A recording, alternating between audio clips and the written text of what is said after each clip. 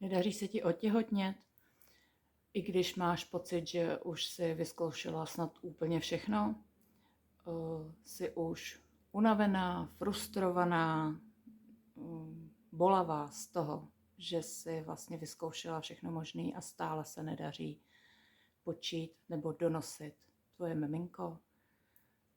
Lékaři tě neustále posílají na další a další vyšetření, ale ty někde uvnitř cítíš, že ten klíč k tvému těhotenství nebo k tvému vytouženému miminku je úplně někde jinde.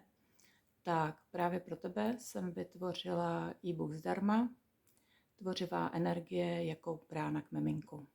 A v tomto e-booku ti vysvětlím, proč se nejspíš tvá tvořivá energie zastavila, jak se s ní vlastně můžeš znovu propojit a znovu ji aktivovat tak, abys mohla své miminko brzo držet v náručí.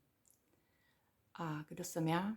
Jmenuji se Daniela Galásková, zabývám se načítáním dělohy a pracuji právě se ženami, kde jim pomáhám v podstatě objevit ta traumata, která se nacházejí právě v děloze, v té naší tvořivé, nádherné děloze. Pomáhám odhalit tahle traumata, uvidět je vlastně, pochopit a rozpustit, tak, aby